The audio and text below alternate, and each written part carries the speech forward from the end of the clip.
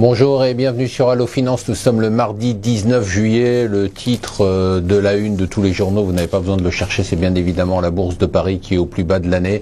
C'est surtout un mois de juillet dramatique, 8% de baisse rien que sur le mois. Rappelez-vous, juste avant les chiffres du chômage, le marché et même nous pensions à un mini rallye d'été. Et puis tout ça est tombé en quenouille avec la crise de la dette européenne et bien évidemment tout ce qui se passe aussi aux États-Unis sur la négociation du plafond de la dette. Du coup, donc la Bourse de Paris a perdu 2% hier, principalement entraînée par les valeurs bancaires.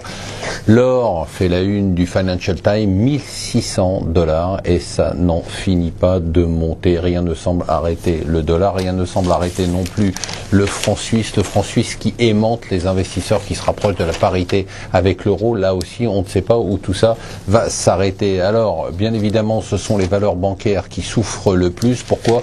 Parce qu'on considère que les stress tests étaient complètement bidons puisqu'ils ne tenaient pas compte du risque sur les dettes souveraines. En fait, le problème, c'est qu'il n'y a aucune transparence, comme on le répète ici depuis longtemps, sur les bilans des banques. On ne sait pas ce qu'elles ont comme dettes espagnoles, italiennes, grecques, irlandaises, portugaises. Et donc, du coup, eh bien, dans la méfiance, les investisseurs préfèrent vendre. Alors, qu'est-ce qui se passe? Et il y aura le sommet donc à partir de jeudi. Eh bien, principalement, c'est une opposition entre l'Allemagne et la BCE. L'Allemagne veut qu'on prête de l'argent à la Grèce pour qu'elle rachète une partie de sa dette sur le marché, bien évidemment avec une décote inférieure. La BCE dit non, si on fait ça, ça sera assimilé à un défaut, comme si la Grèce n'était pas en défaut. Donc cette position est complètement absurde.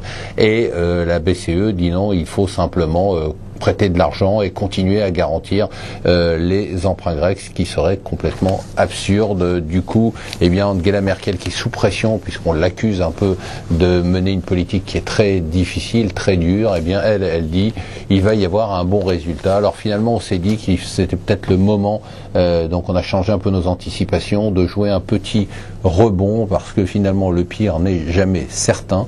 Là, le marché est extrêmement sombre, très noir, prévoit une crise européenne encore plus profonde, pas d'accord aux États-Unis. Bien évidemment, il y aura un accord aux États-Unis avant le 2 août, il n'y a pas d'alternative, et il y aura un accord en fin de semaine parce qu'il n'y a pas d'alternative. Donc, c'est peut-être le moment de jouer un petit rebond, vous proposera probablement de jouer un rebond avec un risque limité, puisqu'en fait, on a suivi les conseils du Parisien, le Parisien qui à la une dit crise financière, gardez votre sang-froid. Il se mouille, ce qui est sympa pour le Parisien, et il donne des explications sur le fait qu'il pense que aussi il ne faut pas paniquer. Assez intéressant le dossier du Parisien. Paradoxalement, c'est souvent dans les journaux qui ne sont pas économiques qu'on trouve les meilleurs articles. Très bon article aussi dans le Herald Tribune. Très bon article de fond à la une sur l'avenir de l'Allemagne. L'article développe la théorie que l'Allemagne est en train de se développer hors de l'Europe, qu'elle est en train d'orienter ses investissements et ses exportations vers les pays émergents pour être de moins en moins dépendants de l'Europe, sur laquelle, bien évidemment, les perspectives de croissance sont extrêmement faibles. À regarder de très près, autre élément intéressant, première indication de baisse des prix de l'immobilier, en tout cas d'accalmie sur la hausse des prix d'immobilier en Chine, c'est peut-être la résultante de la hausse des taux depuis quelques semaines. Et enfin, si vous avez envie d'étrangler quelqu'un, ne vous gênez pas. Les syndicats d'hôtesses et de stewards d'Air France ont décidé de lancer un préavis de grève pour le week-end le plus chargé de l'année, du 29 juillet au 2 août. Si vous avez envie de les étrangler en passant, n'hésitez pas, on vous soutiendra. Voilà, restez avec nous sur Allo Finance.